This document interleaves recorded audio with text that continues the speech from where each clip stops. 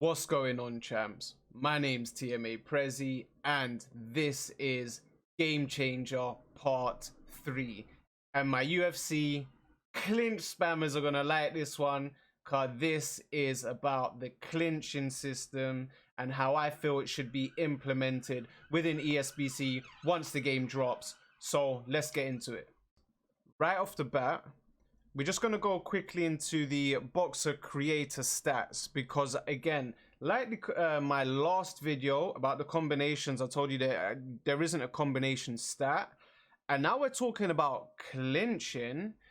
Two things, or one of two things that I feel should be in here and they're not, is a clinch stat itself, which we're going to go into, right? And or even just a strength stat. So we all know on the right you can see, you know, left hand power, right hand power, jab modifier, hook modifier, uppercuts, and so forth, right? However, there isn't a clinch stat, which, like I said, we're going to dig into what this can do and how it will be used. And if not even a clinch stat, a strength stat that will play into the clinching system and how things work for and against you based on your strength. So we just had to point that isn't something that's in here, and I feel it should be, and hopefully it is something that is added in there because you're gonna need something for the clinch. Everyone's clinching shouldn't be the same based on your size, your height, your reach, and your overall physical strength, which plays a major factor or the primary factor for a clinching system or even clinching in real life. So let's move on. Right, so aside from the clinching stat and a strength stat, I feel either both that can play hand in hand, or just a strength stat on its own that can kind of play a part of the mechanics and how the clinching system works overall. I'm gonna break down the clinch into 6 different sections, right? And we're gonna go, the last one for me is one of my favorites, so keep watching to the end. And especially my UFC 4 clinch spammers are gonna love this last one. So without further ado, the first one, we're going to have the overall, like I said, and I'm going to put this there. I know I've mentioned it a few times already, but a clinch stat. Before we can even start talking about the clinch, we need a clinch stat. Whether that's clinch and strength or just strength, we need one of those to play a factor in how all of this is going to pan out, right? Because when it comes to clinching, you know, strength plays into who's going to walk who back, how long you can clinch onto someone for before you want to decide to let go of them, or maybe someone with a lesser strength than you tries to clinch you. Your strength plays a factor in how quick you're going to get out of the clinch and get back to going to work, because in case you got someone rocked, they go for the clinch, you got that, you know, that momentum, you got that strength over them, so you'll be comfortable to, you know, either break out of that clinch and just break them down and get the stoppage, right? So that's number one, clinching stat. Number two, now digging more into like of the mechanics and how to initiate, is initiating the clinch itself, right?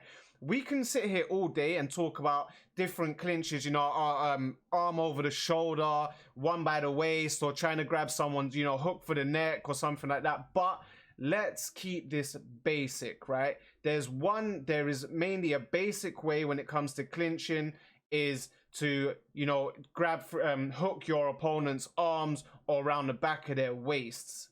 So here is a perfect example from ESBC's E3 trailer, which they dropped a while ago. This is what the clinching usually looks like in boxing, right? Now, when you initiate a clinch, and I know this looks like Josh Taylor's going for the clinch, right? Because his arm's around the back, but generally, right? And this is something that we're gonna talk about positioning in a different section of this video, right? But generally, when you shoot for a clinch in boxing, because in boxing your elbows are supposed to be tucked in, right? When you're in your stance, the person that goes for the clinch is the ones with the arms on the outside of the elbow. So in this case, going off of this picture, it would be, and it should be, Arturo Gatti. That's the one that's shooting for the clinch. And as Josh Taylor's on the inside, you would find him, again, generally you would find him with his elbows on the inside and his gloves more on the inside, with his head or chin trying to get it tucked into the tucked into the chest to work, dig those bodies from the inside of the clinch. But I'm gonna leave positioning to something to another section of what we're actually going through in this video. So when you work a clinch, this is what it's gonna look like. And again, someone going for the clinch would most likely have their gloves or arms on the outside of their opponent's elbows. As you can see from this video I'm about to show you very briefly of how a general clinch should work, and these are two boxers at the highest level as well. Now, with boxing, the whole reason of clinching is to save yourself when you're in trouble or when you're gassing out, to try and get some air back in those lungs. So with initiating a clinch, I would, you know, obviously it takes a bit of, you know, energy for you to go for it. I wouldn't actually tax a big chunk of stamina going for a clinch, right? Because again, the whole point is to be able to get some energy back. But again, it should cost you that little bit of energy and stamina to actually work a clinch, because again, it comes down to strength and trying to, you know, do what it says in the name, clinch, you know, use some force to clinch onto your opponent. Number 3, this is where the stamina can start to play against you when you're trying to use that clinch. Now, number 3 for me, clinch denials. You've got 2 ways in boxing how you avoid that clinch, and mainly the first way is to use those feet. Get out of range, make your guy lunge with a clinch, make him pay, right? So you've got your feet. And then secondly, usually boxers, a good example would be like maybe Andre SOG Ward, and a whole load of other boxers that use that forearm. Mayweather as well, infamous for that. He'd put that forearm up by, you know, lower neck, upper chest kind of thing to keep you away. So that's something I'd like to see in the game. And with the clinch, using it with clinching and your opponent using their feet to get away, I don't like, you know, not some raggedy animation or some, you know, some sluggish animation for the clinch. Everything's got to be smooth. Everything's got to be in sync, like as if it's just all flowing together. Not something that's jittery and stuff like that. Just make the clinch nice, simple, and smooth. If you're out of range, you know, I wouldn't want to see a massive frame opportunity for someone, because with the clinch, you know, if you're out of range and even like, and you're not lunging forward, right, you still should be able to get back to work. But again, if you've missed the clinch or you've been denied the clinch, then that stamina tax will be there. So if you're someone to throw punches right after getting denied off a clinch or missing a clinch, then you will have extra vulnerability against you, right? Because you don't want to be stringing reckless punches after being denied or missing a clinch. So for me, you got two methods of clinch, getting away from the clinch, using the feet, and hopefully ESBC can implement some clinch now, whether that's shoving your opponent back or using that forearm to keep your opponent off of you, and then maybe come with a nice sweet right hand depending on your stance, or a little combination as your opponent's backing out. Number 4. Now this one for me is a tricky one to try and implement into the game, but arm positioning. Number 4 is arm positioning. Like I said, generally in boxing, when you initiate the clinch, unless your opponent's wild or wide armed or something like that, you're usually going to get the clinch on the outside, because, you know, for clinching you have to reach out on the outside. Pacquiao didn't go for the clinch, he ends up on the inside, so generally he would get the advantage to work the body if his foot positioning is right, and his momentum or Mayweather's pushing him back kind of thing, trying to keep Mayweather off a balance, he'd be able to work on the inside. So the tricky part is with the arm positioning, if ESBC, and I honestly, this is not something that I would say, because you know, yeah, it's 2021 where that advanced and things like that, but I think it's going to take a lot of work doing this, and that's like pummeling for the advantage position in the clinch, trying to pummel for the inside, because again, in boxing, you see them when someone's clinching you, it's trying to work to get the gloves on the inside or the other person's elbows and whatnot. That's not a big deal for me, right? As long as it's balanced and it's like, you know what, okay, depending on the punches thrown or where you are at that stage, I would like to see if someone's going for the clinch, it's, you know, 80% of the time, 85% of the time, you know, if the pummeling's not there for the inside, I feel like someone that's going for that clinch, you know, basics, they got to be on the outside, meaning that they don't have the full advantage to work on the inside. And again, working on the inside is the next section after this, so I'm not going to talk too much about that. This is mostly positioning. So if it's something that they can implement, pummeling for position, whether that's with the analog or the way you're moving within that clinch, I think that'd be pretty cool, but I don't think it's a must. Just again, going back onto, if you're clinching, then you're more or less clinching on the outside, which gives your opponent that you're clinching the advantage to work the body, hook for hooks on the inside, or even uppercuts straight down the pipe to that chin as well. So that's for me arm positioning again, and this is what will require a clinch stat. Whoever's got a higher clinch stat can pummel for position more successfully than the other person, or we could just again stick to like a strength stat, how long you can hold on to that clinch, or how long it's before your opponent can break out of it. So that's number 4, the arm positioning. Right, number 5, working in the clinch. So someone that's been clinched, right, we said their arms are more or less going to be on the inside most of the time. They should be able to work more effectively because they're on the inside with those hooks to the body. And again, if they want to come up top, they can slide those uppercuts like AJ done against Klitschko a few times on the inside, right? So someone, you can still work on the outside. If you're in a clinch, you shouldn't be, you know, just dead to not be able to throw anything. You can throw hooks to the body on the outside. That does happen, but it's rare, and here's why.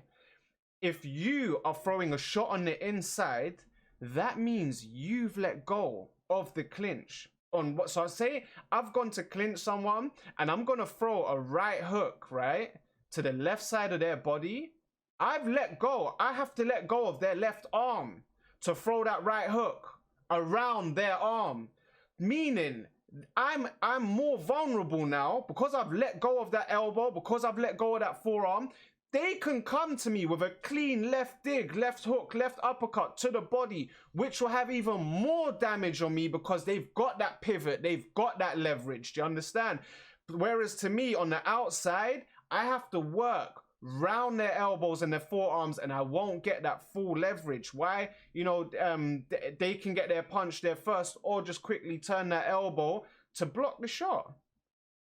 So I mean, when it comes to working on the inside, again, someone on the inside's got the advantage. So if you've been clinched, you've got the advantage to work on the inside, to work that body, to work that uppercuts to the head. And if you're someone that's clinched, yeah, you can be able to work, but wouldn't recommend it because you'll get extra vulnerability. That person might get an extra frame or two to work that body while you're throwing the punch. So if I'm trying to clinch you and throw a hook to your body, that's when I'd expect you to hook me to the body, because it might get there first and it should have more effect. The key word for me is effectiveness and power. It will get there and it will deal me more damage than you dealing me damage from the outside of the clinch. So that for me, number 5 is working in the clinch, wrapped up. Now, last but not least, for my UFC clinch spammers, I know you lot, you know what, I was even lurking in someone's stream not too long ago, and they actually, you know, it was weird, because I don't think they knew I was there. They was like, oh, I don't know why TMA Prezzy's so hyped about this game. He thinks we can't come over there and just clinch them, because there's clinching in boxing. Yeah, there is clinching in boxing. That's true. But the difference between boxing and UFC, in boxing, you get warnings. You get points deducted for over clinching. So don't get too comfortable if you guys are clinch spammers and you want to hop over from UFC and think, yeah, I'm gonna just clinch spam and work this and dirty box. You lose points in boxing, and this is something for me that is a game changer. ESBC, if you're watching this, you need to add those warnings, referee warnings for excessive clinching, and you need to add those point deductions after a matter of excessive clinching. So, now, I feel every referee should have their own unique tendencies. Of course, you don't want it just to be like a bot thing, right? 3 clinches, warning, 2 clinches, 1 point deduction, another 3 clinches, another point deduction, and then, you know, before the squat, a DQ or something like that. We don't want it to be like that where everyone is just, got a counter in their head and something like a matter of time. No, let's have other, you know, all referees be lenient. And with that being said, not just warnings and point deductions, let every referee have their own tendency on how quick they break up a clinch. So cool, let one referee let you clinch for 5 seconds, 10 seconds, maybe one even go as far as 15 seconds, and one even like those Kenny Bayless or something, 5 seconds or something like that. But let everyone be unique with how many seconds they let you clinch for, how many clinch attempts you can go for before you get a warning, and how many warnings you get before you have a point deducted. To keep people on edge, to keep the game unique, to keep the referees' tendencies unique as well, and just to keep people guessing, like not comfortable, and switch it up. Like, I'm not saying switch up the referees' tendencies from someone's personality to another, but with depending on the fighters themselves, depending on maybe where you are in the fight, in the sense of how deep you are into the fight, or how much stamina someone may have, or how hurt someone is, or something like that. Let all of these have some sort of algorithm, and how an algorithm will play out on the clinching system itself before warnings are issued and points are deducted. So that is the clinch system. That is number 6 for me. That is all of them in one. Guys, that was Game Changer Part 3.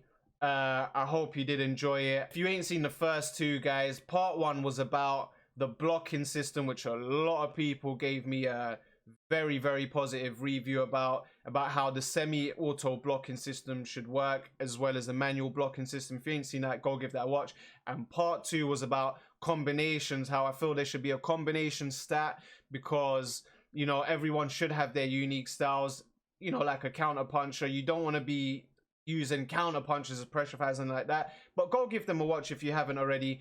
Guys, let me know in the comment section below what you thought on this video, whether you agreed, disagreed, and if you did disagree, let me know what you disagreed with, and we can have our little back and forth in the comment section below.